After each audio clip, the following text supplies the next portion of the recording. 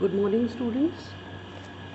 आज हम MA final का कंटेम्प्रेरी सोशोलॉजिकल थ्योरीज़ ये पेपर पढ़ेंगे और इसमें मैं जानबूझकर पहली यूनिट नहीं ले रही हूँ और दूसरी यूनिट सीधा आपको जंप कर रही हूँ, जिसमें हम एथनोमेथोडोलॉजी जिसमें हैरोल्ड गारफिंकल जिसके प्रमुख विचारक हैं उनके विचार हम उनके ऊपर बात करेंगे, क्योंकि एक बार आप समझ लेंगे कि किस तरह की थ्योरी, नई तरह की थ्योरीज, कंटेम्प्रेरी समकालीन जो सिद्धांतों का विकास, समाजशास्त्रीय सिद्धांतों का विकास किस प्रकार से हुआ है, एक बार आप ये समझ लेंगे तो आपको ये समझने में प्रॉब्लम नहीं होगी। जो फर्स्ट जो हमारा यूनिट है जिसमें हम थ्योरीज़ को डिस्कस कर रहे हैं, सोशोलॉजिकल थ्योरीज़ का डेवलपमेंट किस तरह से हुआ, उनका विकास किस तरह से हुआ, उनको समझने के लिए, और साथ में समाजशास्त्र में जो सिद्धांत बने हैं उनकी उपयोगिता किस प्रकार की है। हम लोगों ने फर्स्ट ईयर में सोशोलॉजिकल पर्सपेक्टिव यानी कि समाजशास्त्रीय परिप्रेक्ष्य की अवधारणा के बारे में पढ़ा था और उसमें हम लोगों ने साइंटिफिक और ह्यूमनिस्टिक पर्सपेक्टिव जानने की कोशिश करी थी, यानी कि विज्ञानवादी परिप्रेक्ष्य और जो मानवतावादी परिप्रेक्ष्य है उनको जानने की कोशिश करी थी। अब विज्ञानवादी परिप्रेक्ष्य जो है वो प्रत्यक्षवाद जिस पर आधारित है, पॉजिटिविज्म पे आधारित है, और इसमें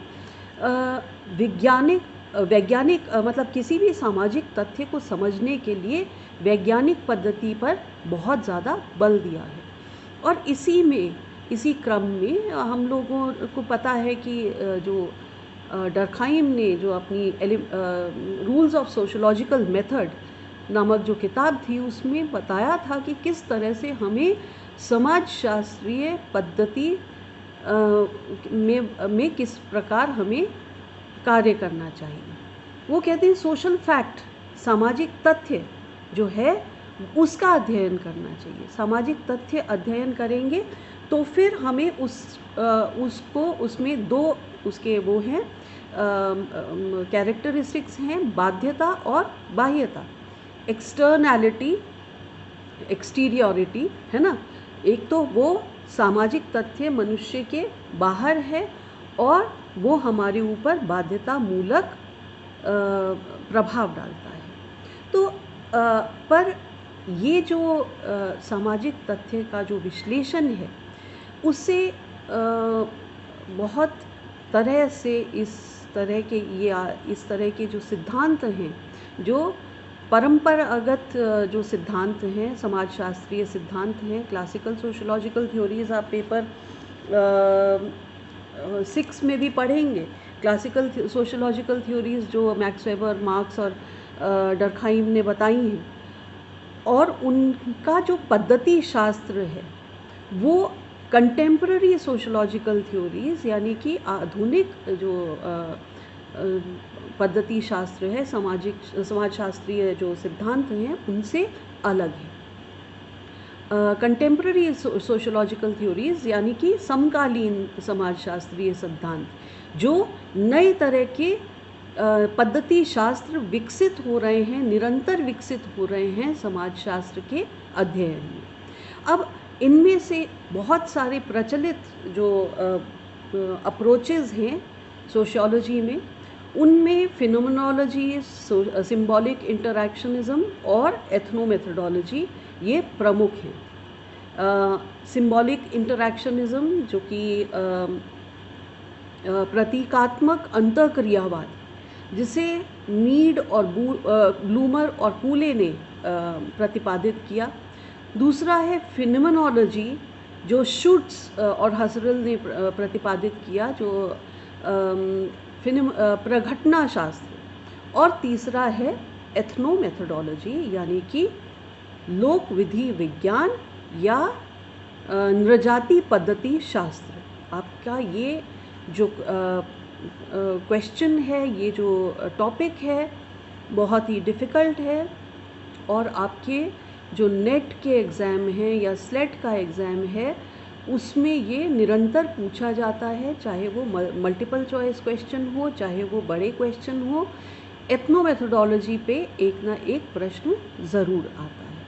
तो उसको समझने के लिए पहले हमें समझना पड़ेगा कि एथनो मेथोडोलॉजी का मतलब क्या है, यानी कि हम ब्रेकअप करेंगे। एथनो, मेथड और लॉजी, 3 शब्द से बना हुआ है एथनो, मेथड और लॉजी। एथनो यानी कि लोक, लोक या जो एथनिक शब्द से बना है और वो लोक से जुड़ा हुआ है या नृजाति से जुड़ा हुआ है। एथनिसिटी, लोक, एथनो मतलब लोक,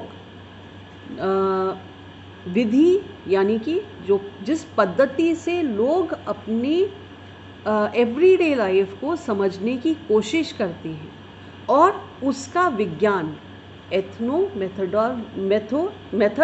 और लॉजी, वो विज्ञान जो लोगों के अपने आसपास की दैनिक जो जीवन है उसको समझने में महत्वपूर्ण योगदान देता है, उसे एथनो मेथोडोलॉजी कहते हैं। 1967 में हैरल्ड गारफिंकल ने अपनी पुस्तक स्टडीज़ इन एथनो मेथोडोलॉजी लिखी और उसमें पहली बार उन्होंने ये विचार प्रतिपादित किए।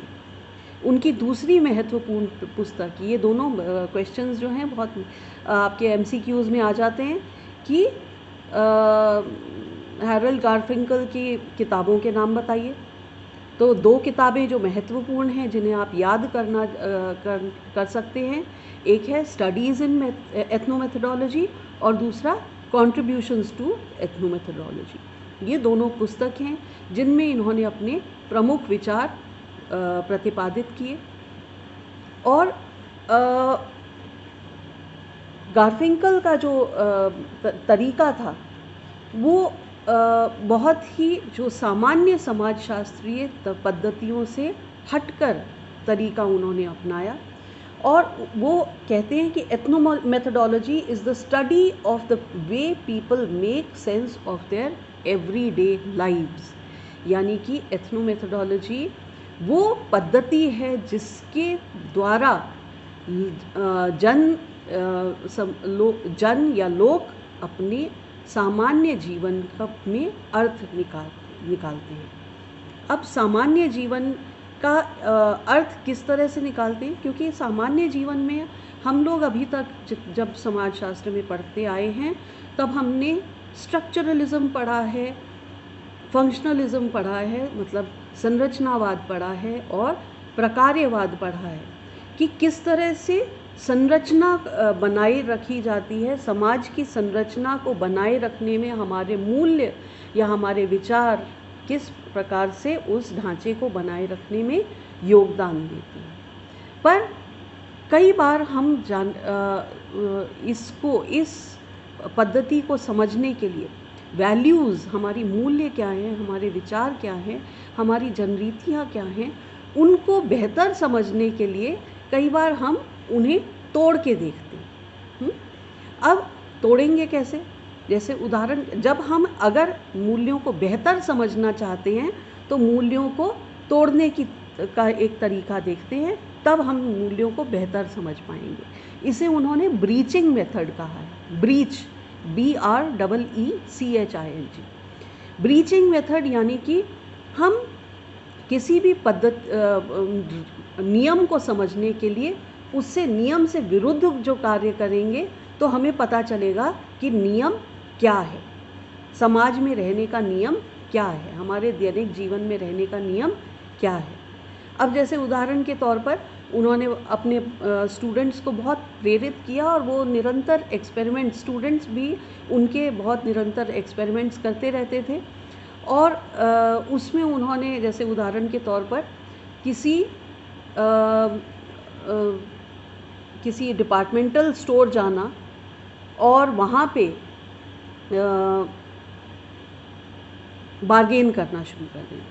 उदाहरण के तौर पर आप रिलायंस जनरल स्टोर, रिलायंस के उसमें जाते हैं, दुकान पे जाते हैं, या मैक्स पे जाते हैं, या डी मार्ट जाते हैं, कहीं भी जाते हैं, और आपको पता है कि आप ये कुछ मान्यताएं हैं, कुछ नॉर्मल लेड डाउन रूल्स हैं जिन्हें लोग मान के चलते हैं कि ये लेड डाउन रूल्स हैं। और वहाँ पे जाके स्टूडेंट्स ने कहा कि नहीं, ये जो चीज़ है, ये जो पेन है, ये अगर 10 रुपए का उस पे वहाँ पे लिखा हुआ था, तो उन्होंने कहा नहीं, मैं तो इसके 12 रुपए दूँगा। तो ये रूल्स के उन्हें बताया गया कि नहीं, ये 10 रुपए का पेन है और इसे आप 10 रुपए में ही खरीद सकते। तो ये नियम उन्हें पता चले। इसी तरह से बच्चे जो हैं अपने ही घर में कि बोर्डर्स की तरह रहने लग गए, तो उन्हें घर में रहने के नियम पता चले। इसी तरह से बच्चों ने कुछ लोगों को इकट्ठा किया। जैसे उदाहरण के तौर पर आप क्रिकेट खेलते हैं या गुल्ली डंडा खेलते हैं, या कुछ भी, कोई भी खो खो गेम खेलते हैं, और उसमें आप जानबूझकर क्रिकेट खेलते हैं और क्रिकेट खेलते समय आप बॉल को पकड़ लेते हैं। आपको बैटिंग करनी है और आप बॉल को पकड़ लेते हैं, या आप बॉल को पकड़ के फेंक देते हैं, तो आपको बताया जाएगा कि नहीं, ये आप नहीं कर सकते। तो आपको वो रूल्स पता चलते हैं उस समाज को, उस गेम को समझने के। तो इसी तरह से एवरीडे लाइफ जो है, इसमें उन्होंने सहभागी अवलोकन का इस्तेमाल किया, और इसके द्वारा किस तरह से लोग दिन प्रतिदिन की घटनाओं को स्वीकृत मानकर चलते हैं, और वास्तव में ये एथनोमेथोडोलॉजी का मतलब इसको समझने का एक तरीका है। एथनोमेथोडोलॉजी लोगों की धारणाओं पर जोर देता है और ये देखता है कि इन धारणाओं को बनाए रखने में, इन्हें निरंतरता देने में लोग किन विधियों को काम में लाते हैं। अब क्योंकि हम अभी तक जो डर्कहाइम की जो पद्धति शास्त्र है, डर्कहाइम क्या कहते हैं कि whole is more than the sum of its parts, यानी कि समग्र जो है वो इंडिविजुअल, व्यक्तिगत हमारी विचारधाराओं या हमारे मूल्यों से एक बड़ी इकाई है।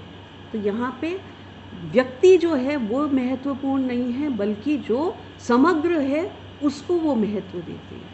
यानी कि जो समाज है, समाज का व्यक्ति पर क्या प्रभाव पड़ता है उसको वो बल देते हैं। जबकि एथनोमेथोडोलॉजी जो है वो लोगों की दैनिक क्रियाओं को, लोग किस तरह से उन दैनिक क्रियाओं के माध्यम से अपने सामान्य जीवन को समझते हैं, और उस समझ से किस तरह से वो अपने जीवन में स्थिरता लाते हैं या समझने की कोशिश करते हैं या उसमें परिवर्तन ला सकते हैं। इस कार्य को एथनोमेथोडोलॉजी के माध्यम से समझाया गया। अब सामाजिक संरचना तो जटिल होती है, पर संरचना बनी रहे इसके लिए लोग जीवन में कुछ तौर तरीके होते हैं जिन्हें हम नियम कहते हैं, कानून कहते हैं, हमारे मूल्य हैं या उपनियम होते हैं। इन विधियों का अध्ययन करना जिसके माध्यम से लोगों की धारणाएं बनी रहती हैं या उनमें परिवर्तन लाया जा सकता है। तो इसमें दो चीज़ें बहुत महत्वपूर्ण हैं कि हमारे कॉमन सेंस नॉलेज, हमारा सामान्य बुद्धि ज्ञान क्या है। हमारा सामान्य बुद्धि ज्ञान जो है वो प्रभावित करता है कि हमारी सोच किसी भी विषय के बारे में किस तरह की है। एथनोमेथोडोलॉजी में दो चीज़ें वो बहुत महत्वपूर्ण, दो तरह के एक्शंस की बात करते हैं। एक तो रिफ्लेक्सिव एक्शन और दूसरा है इंडेक्सिकलिटी। रिफ्लेक्सिविटी और इंडेक्सिकलिटी यानी कि आत्मवाचक क्रिया और अंतःक्रिया। आत्मवाचक क्रिया जो कि रिफ्लेक्सिविटी है, और इंडेक्सिकलिटी यानी कि संदर्भिता। ये दो चीज़ें महत्वपूर्ण हैं किसी भी घटना को समझने के लिए। कोई भी जो कोई भी यथार्थ है, कोई भी फैक्ट है, कोई भी हमारी सोशल रियलिटी है, वो सोशल रियलिटी अलग अलग लोगों के लिए अलग अलग होती है या वो सभी के लिए एक समान होती है। आप ईश्वर में विश्वास करते हैं, तो ईश्वर में विश्वास क्या सभी लोगों का समान होता है या उसमें अंतर होता है? शिक्षा, सभी शिक्षा को महत्वपूर्ण एक ही कारण से मानते हैं या बहुत अलग अलग कारण होते हैं? ये समझना बहुत महत्वपूर्ण है। तो वास्तविकता को बनाए रखने में या यथार्थता को बनाए रखने में हमें इसको जानना चाहिए। लोगों के द्वारा बनाई गई यथार्थता या रियलिटी वो किस तरह से बनी रहती है, वो उसे किस तरह से बनाए रखते हैं या वो किस तरह से बदलती है, उसको समझने के लिए ये दो तरीके हैं। एक है रिफ्लेक्सिविटी यानी कि आत्मवाचक क्रिया। अब आत्मवाचक क्रिया नॉर्मल हमारी जो अंतः क्रियाएँ होती हैं यथार्थ या वास्तविकता को बनाए रखने के लिए होती हैं, पर ये ऐसी अंतः क्रियाएँ जो हैं वो आत्मवाचक होती हैं। इन क्रियाओं का केंद्र व्यक्ति खुद ही होता है। अब उदाहरण के तौर पर आप कहते हैं कि आप ईश्वर से प्रार्थना करते हैं, आप ईश्वर में आस्था रखते हैं और आप एग्ज़ाम से पहले प्रार्थना करते हैं कि हे भगवान मुझे एग्ज़ाम में 80% मार्क्स आ जाएं, 75% मार्क्स आ जाएं तो फिर मैं आपको प्रसाद चढ़ाऊँगा। आपके रिज़ल्ट जब आता है तो आप ऊपर नीचे कुछ हो सकता है, कुछ मार्क्स कम आए हैं, तब आप किसको ब्लेम करते हैं? क्या आप भगवान को ब्लेम करते हैं कि भगवान से तो आपने पूजा की थी पर भगवान ने आपको परिणाम नहीं दिया? नहीं, आप कुछ ना कुछ उसके आप रीज़निंग ढूंढते हैं कि हो सकता है आपने पढ़ाई कम करी हो सकता है आपके मार्क्स इसलिए कम आए हों क्योंकि ईश्वर चाहता है कि आप दूसरी दिशा में काम करना शुरू करें, इस दिशा को छोड़ के। तो ये आप रीज़निंग अपने नई तरह की रीज़निंग आप उस पहले वाली जो आत्मवाचक क्रिया है उसको स्थिर रखने के लिए आप तरह तरह की रीज़निंग देते हैं। इसी तरह से अगर बारिश के लिए आपने यज्ञ किया और यज्ञ के बावजूद बारिश नहीं हुई तो आपकी आस्था ईश्वर में कम नहीं होती है। आपको लगता है कि ठीक है आपने यज्ञ किया पर हो सकता है कि आपने यज्ञ जो है अनुष्ठान ठीक तरह से नहीं किया हो, कर्मकांड प्रॉपरली नहीं किए हों या ईश्वर अभी आपको थोड़ी और कठिन उससे परिस्थितियों से जूझने के लिए तैयार कर रहा है। तो ये आप रीज़निंग तरह तरह की रीज़निंग अपने आप को देते हैं। तो प्रत्येक स्थिति में आत्मवाचक अंतःक्रिया और अस्तित्व जनमानस में बना रहता है।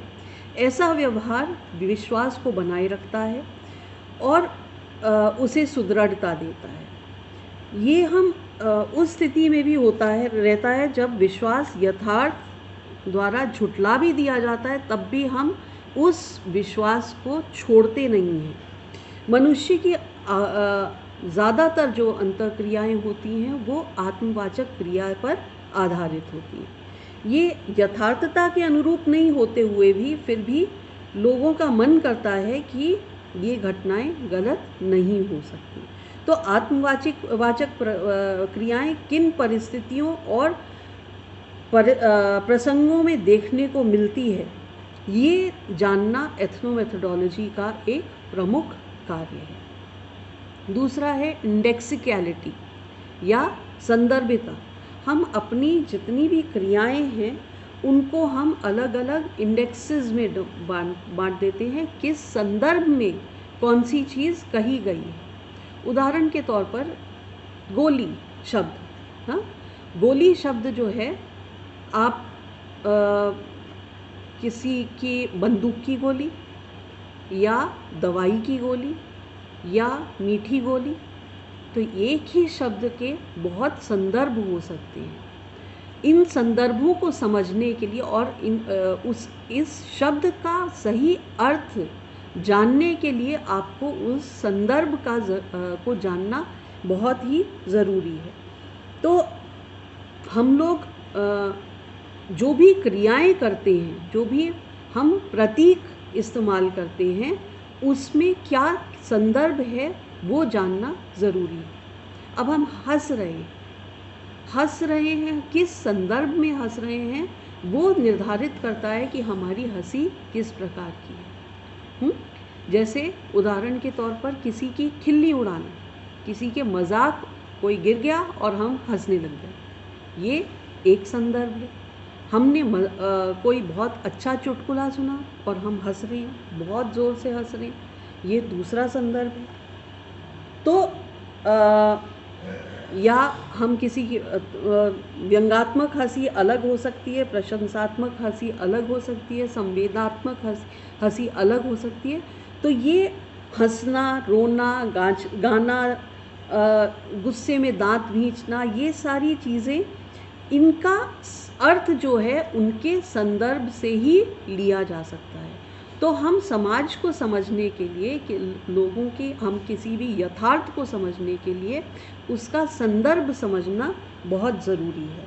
तो रिफ्लेक्सिव एक्शन यानी कि आत्मवाचक क्रिया और संदर्भिता, ये हमें बताएंगे कि किस तरह से हमें किसी भी सामाजिक यथार्थ को समझने में क्या माध्यम या विश्लेषण किस तरह से करना चाहिए। हमारे जो भी प्रतीक हैं, इन सब का अर्थ किसी न किसी संदर्भ में होता है।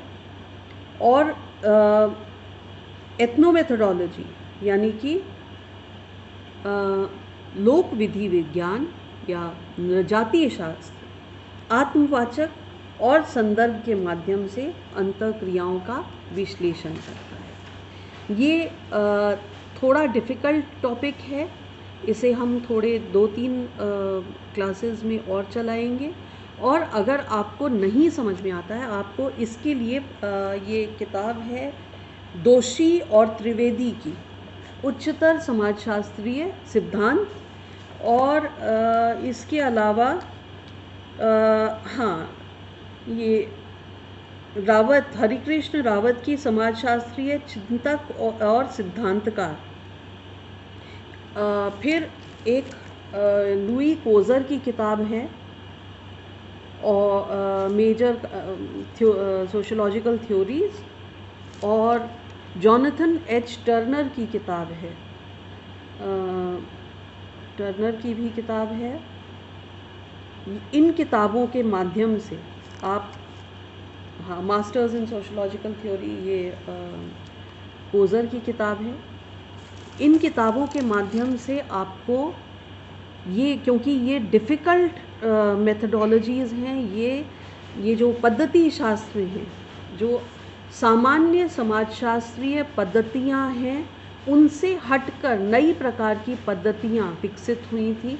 1967 में पहली बार हैरल्ड गार्फिंकल ने एथनोमेथोडोलॉजी शब्द यूज़ किया था, और इसके पश्चात बहुत सारे विद्वानों ने इसको, अमेरिका में ये ज़्यादा प्रचलित था, और उसके बाद सिंबॉलिक इंटरैक्शनिज्म यानी कि प्रतीकात्मक अंतःक्रियावाद और फिनोमेनोलॉजी, प्रघटनाशास्त्र, ये हसरल, मीड, इनके द्वारा जो प्रतिपादित नए प्रकार के पद्धति शास्त्र जो समाजशास्त्र में आए हैं, उनको जानने के लिए आपके लिए ये जो पेपर है वो आपको मदद करेगा।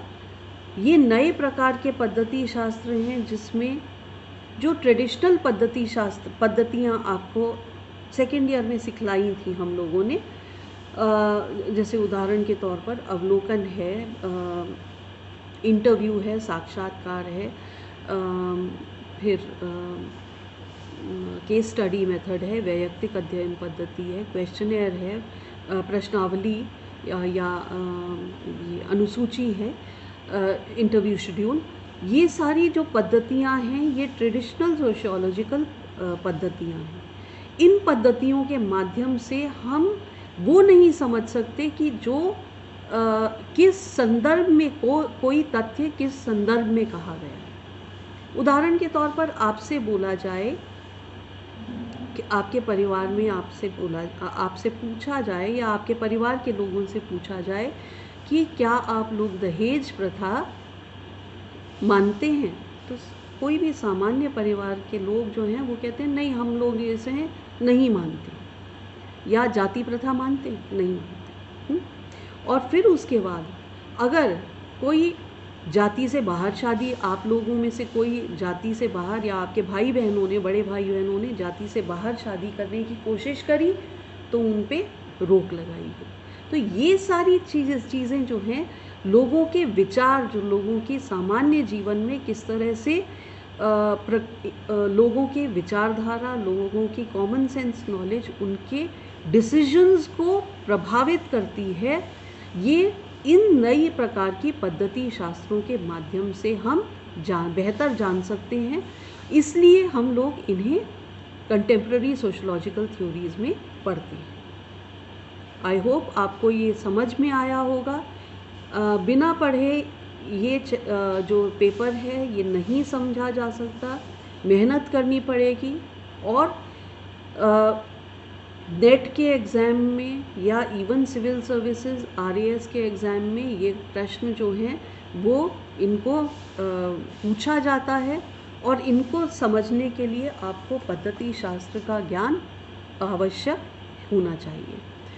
कल हम फिर से इसी टॉपिक को रिपीट करेंगे और इसको विस्तार से बताएंगे। धन्यवाद।